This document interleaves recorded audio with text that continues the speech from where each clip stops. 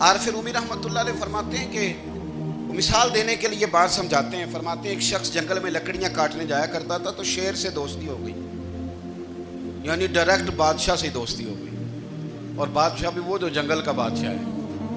جنگل کے بادشاہ سے دوستی ہو گئی. اب وہ لکڑہارا غریب آدمی تھا, لکڑیاں تو کاٹنی ہوتی تھی. تو وہ جنگل کا بادشاہ اعلان کر دیتا جانوروں کو کہ میرا دوست آیا, ایک تو کوئی تنگ نہ کرے, اور دوسرا یہ کہ سب لوگ مل کے اس کے ساتھ تعاون کریں.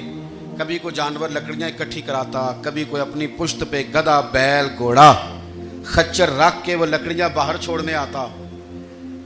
تو اب اس کی بڑی دھوم مچ گئی جنگل کے اندر. لکڑہارا مزدور تھا, وہ بادشاہ سے دوستی کر کے بادشاہ ہی بن گیا. وہ گھر آ کے نا بیوی کو اکثر بتاتا کہ میرا ایک دوست ہے, میں جاتا ہوں تو ساری پہلے ہی مخلوق کھڑی ہوتی ہے میرے استقبال کے لیے. دوستی جو بڑے سے ہو گئی ہے. بنا ہے شاہ کا مصاحب تو پھر یہ ہے اتراتا, وگرنہ شہر میں غالب کی آبرو کیا ہے.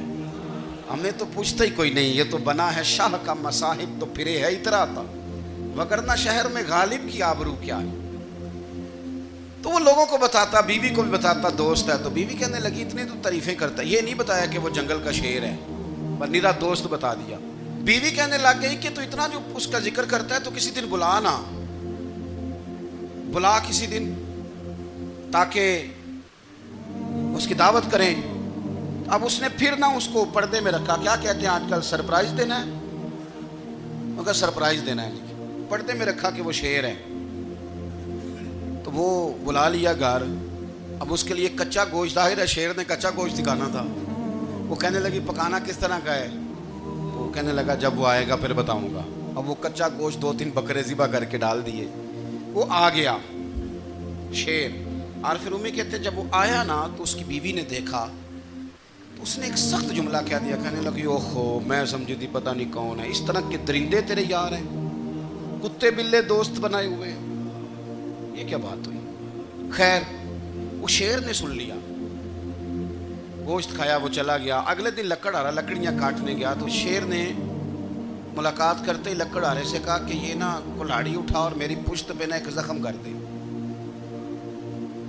اس نے کہا نہیں میں یہ کام نہیں کرتا, تو میرا دوست ہے. اس نے کہا سن بھائی, میں نے پیار سے کہا ہے تو مان جا, ورنہ میں ہوں شیر, میں نے تجھ سے منوا ہی لینا ہے, میں کو تکلیف دوں گا مناسب نہیں, دکار.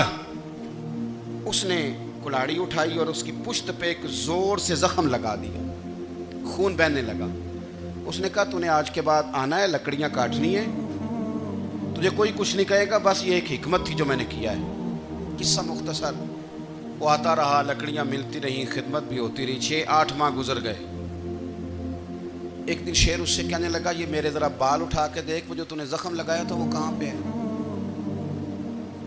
اس نے وہ بال اٹھا کے دیکھا تو زخم ملا ہی نہیں, کئی جگہ پہ ٹٹولا کا یار یہاں تھا, یہاں تھا, یہاں تھا.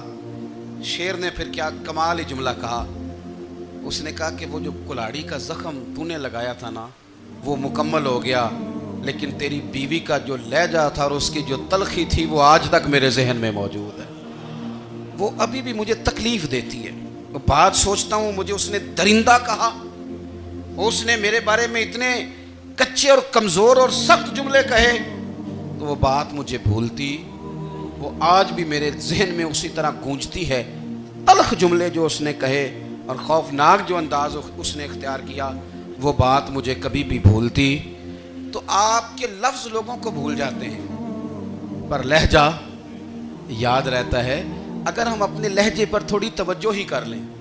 کچھ لوگ کہتے ہیں جی میرا جی روٹین ہی یہ ہے بات کرنے کی, تو یہ یاد رکھنا کسی وقت ایسا بھی ہوتا ہے کہ شیر کو سوا شیر مل جاتا ہے.